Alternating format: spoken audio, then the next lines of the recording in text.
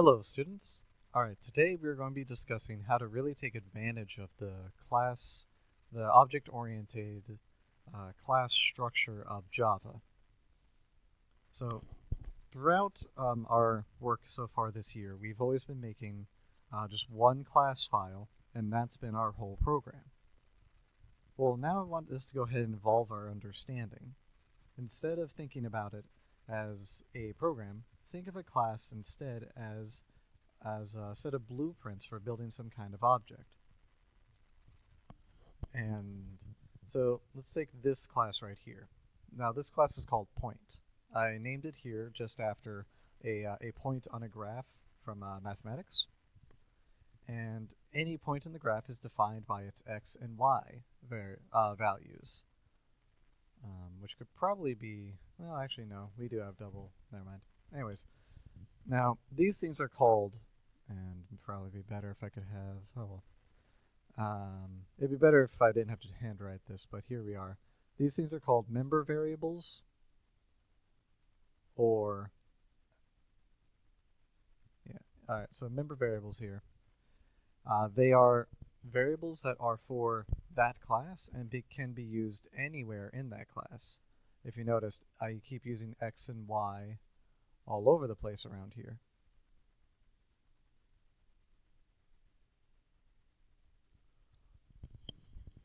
And down here too. But I keep using those variables because they exist within the boundaries of this whole program, this whole class. Now, being as though I declare them as private, that means they can only be used within this class. They cannot be accessed within another class, not directly anyway. The phrase I want you to keep in mind, remember for these, are private, that's the P, instance variables, that's the other name of these member variables, would be instance variables, PIV, private instance variable. Yeah, and those are just simply the private variables that we declare up here in the class that are not within any of the methods but can be used anywhere in the methods.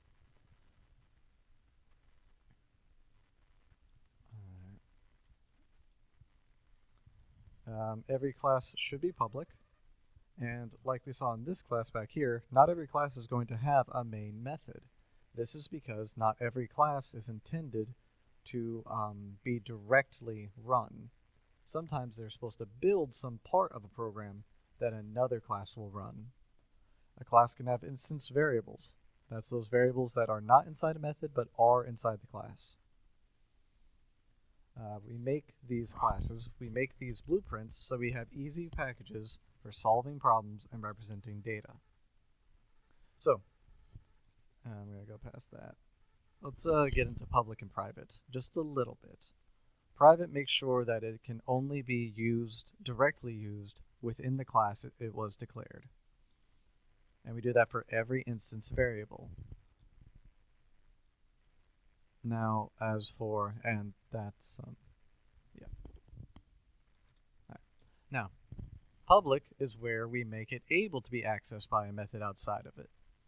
And I want to go ahead and highlight these two words here, accessed and or mutated.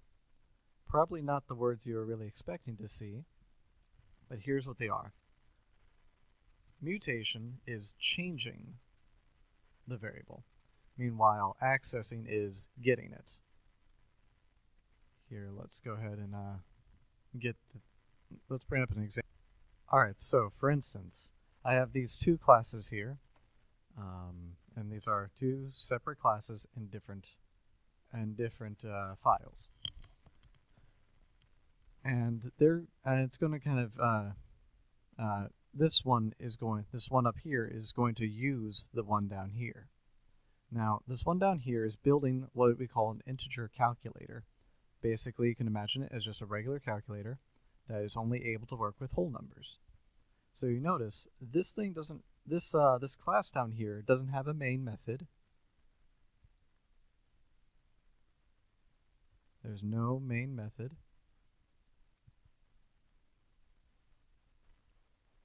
And although it does not have a main method, it still is going to be useful. It's going to be useful because it contains within it add, subtract, multiply, divide, and modulus commands, thus allowing us to actually use all those up here. Now, this is obviously a very simplistic example because this is something we could have just written up there, but hopefully you see the point, the way that this could be used to even greater extent. Alright, so in order to use these methods, they are public, so we can use them in a different class. We have to first go ahead and build, declare, and then initialize a new object of that type. Notice I used the word integer calculator just like a data type, because now it technically is a data type, sort of. Now then I go ahead and use that variable that we declare, and then use it for every one of these methods that it has. And each of these methods return an integer that we can then print out to the user. So this first one here, this print statement, should go ahead and add together 3 and 5 to get 8, and it will just print out 8.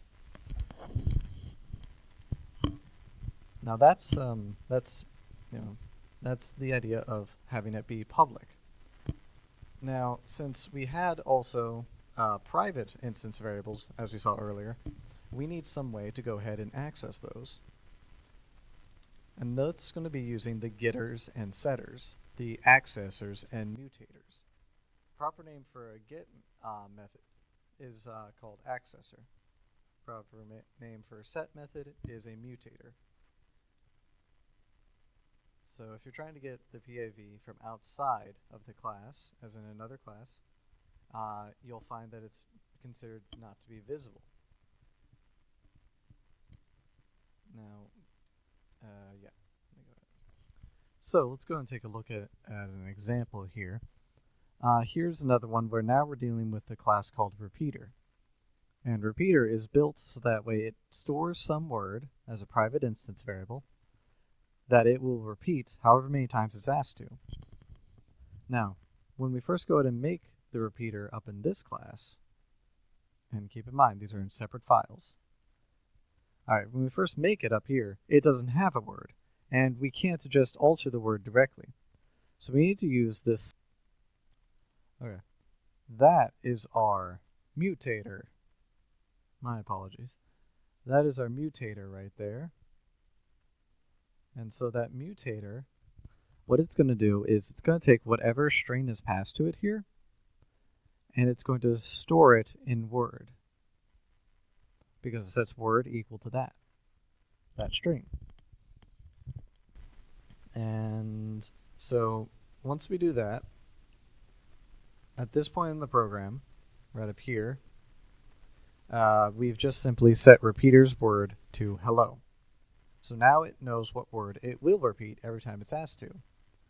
Well, then this next line, I go ahead and have it repeat hello 12 times.